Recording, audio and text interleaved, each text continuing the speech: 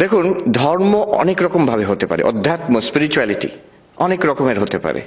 একটা আমরা বুঝি যে ভক্তির উপরে, বিশ্বাস উপরে নির্ভর করে, যে একটা কিছু আছে, ভগবান আছেন, ঈশ্বর আছেন, নারায়ণ আছেন, দেবী আছেন, বিশ্বাস করি, তার প্রতি আমি শ্রদ্ধা করি, ভালোবাসি আর আত্মসমর্পণ করি। এই একটা পথ, এটা ভক্তির পথ বলে। এটা একরকম, কিন্তু এটা বিশ্বাসের উপর নির্ভর করে। এখানে যদি কেউ প্রশ্ন করতে আরম্ভ করে আছেন কি নেই প্রথম থেকেই, তাহলে জমবে না, তাহলে হবে না, কাজ করবে না। আরেকটা পথ আছে, সেখানে বিশ্বাস করতে বলছে না, সেখানে বলছে এইভাবে সাধনা করো, তুমি অনুভূতি হবে তোমার।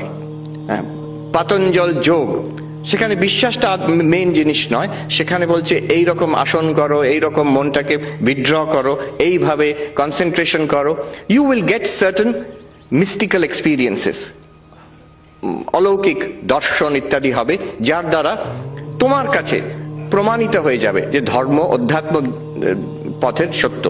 স্বামী বিবেকানন্দ বলছেন, if God exists I should be able to see God, if I have an immortal soul I should be able to feel it. যার জন্য নরেন্দ্রনাথ দত্ত বিবেকানন্দ হলো। উনি গিয়ে কি প্রশ্ন করছেন ঠাকুরের কাছে, যে জিজ্ঞেস করছেন না যে মশাই ভগবান আছেন কিনা, আপনি কি ভগবানে বিশ্বাস করেন, ওইটা প্রশ্ন করছেন না, আপনি ঈশ্বরকে দেখেছেন। দ্যাটস অ্যান এম্পিরিক্যাল কোয়েশ্চেন, বিশ্বাসের কথা নয়, অনুভূতি হয়েছে কিনা। That's the path of mystical experience.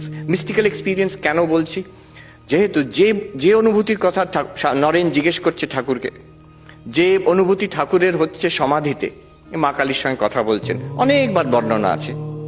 তিনি সমাধি মন্দিরে, কেউ বেলুমঠে সে জিজ্ঞেস করছেন, কথামৃতে যে সমাধি মন্দিরের কথাটা লেখা আছে, এটা কোন কোন মন্দির বলুন তো। তিনি সমাধি অবস্থায় আছেন, সেই অবস্থাতে তিনি যা অনুভব করছেন অন্যরা কিন্তু অনুভব করছে না। আশেপাশে যারা আছে তারা দেখছে একটা অদ্ভুত কিছু ঘটছে, তাদের মন আনন্দে ভরে যাচ্ছে, কিন্তু তারা মা কালীকে দেখতে পাচ্ছেন না, মা কালীর যে শব্দ শুনতেও পাচ্ছেন না, ঠাকুরই একমাত্র দেখছেন না শুনছেন। Extraordinary experience, not ordinary experience. Mystical experience, not a shared public common experience. It's a path of mystic experience, যোগ মার্গ। The difference is, আগেরটা ভক্তি মার্গটা বিশ্বাসের উপরে অন্তত আরম্ভ হয়। যোগ মার্গে বলা হয় the approach is one of experience. এটা স্বামী বিবেকানন্দ যখন ওয়েস্টে আমেরিকাতে গেলেন, প্রথমেই জোর দিলেন এইটার উপরে, ধ্যানের উপরে। তার প্রথম বই সেখানে, ওই নিউ ইয়র্ক বেদান্ত সোসাইটি যেখান থেকে আমি এসেছি, সেখানেই পাবলিকেশন ফার্স্ট, রাজযোগ। উনি translation of Patanjali Yoga Sutras with his own commentary. দেখুন, ওখানে উনি স্ট্রেস দিলেন on something that is empirically verifiable. বলছেন religion is not something just for belief, it is for realization. কিন্তু এখানেও একটা মুশকিল আছে।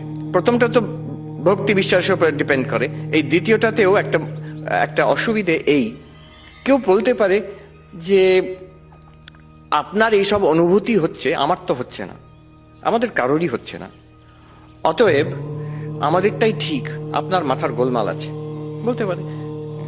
তখনকার দিনে ঠাকুরকে অনেকে বলতো পাগল, পাগলা বামুন, তার কি সব অনুভূতি হয়, তাতে কি হয়েছে, তার মানেই কি সত্যি? সে আজকের যুগে একজন নিউরো সায়েন্টিস্ট বলতে পারে, বলেও যে মিস্টিক্যাল এক্সপিরিয়েন্স আমরা বারণ করছি না, আমরা না বলছি না, আমরা এই বলছি না যে আপনার হয়নি, হয়েছে, নিশ্চয়ই হয়েছে, কিন্তু সেটা তার মানে নয় যে সেটা সত্য। আপনার এখানে এই অমুক হেমিস্ফিয়ারে অমুক জায়গায় একটা ছোট ব্লাড ক্লট হয়েছিল, সেটা বাস্ট করেছে, তার জন্য আপনার এরকম একটা অনুভব হচ্ছে। কিংবা আপনি কোনো ড্রাগ, এখন খুব চলছে আমেরিকাতে, সাইলোসাইবিন নতুন ড্রাগ বেরিয়েছে, সেটা খেয়ে বিভিন্ন রকমের অনুভূতি হচ্ছে, তার মানে সেই অনুভূতিগুলো কি সত্য? না। It can be doubted. Why can it be doubted? Because it's not a common experience, not a readily available public experience. In contrast to this, জ্ঞানের পথে হয় কি, যেটা আমরা এখন দেখব, যে বিশ্বাস নয়, it is something directly verifiable. Extraordinary experience নয়, অলৌকিক অনুভূতি নয়, যেটা আমাদের লৌকিক অনুভব, আমাদের common day to day available experience, ওইটুকু থাকলেই হবে। তারপরে সেই এক্সপিরিয়েন্সের উপরে বিচার করলে এই যে ক্লেম আমি ব্রহ্ম, আমি যে সচ্চিদানন্দ, এইটা বেরিয়ে আসবে, এটা প্রকাশিত হয়ে যাবে, এটা আমরা অনুভব করতে পারবো।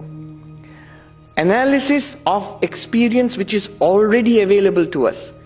কার কাছে এই এক্সপিরিয়েন্স নেই যে আমরা জেগে আছি, ঘুমিয়ে পড়ি, স্বপ্ন দেখি, জাগ্রত স্বপ্ন সুষুপ্তি, কমন এক্সপিরিয়েন্স, সবাইকার আছে।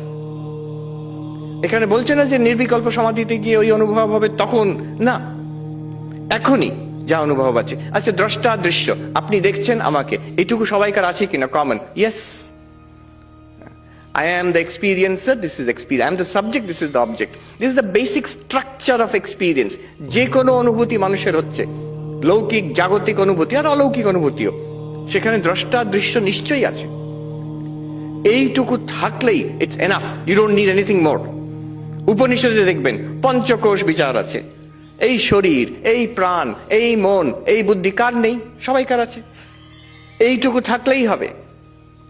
Based on this there is enquiry, বিচার। কেন বিচার? দেখুন, বেদান্ত একটা এমন জিনিসের বিষয় বলছে যেখানে কোনো দেশ কাল বস্তুর ব্যবধান নেই।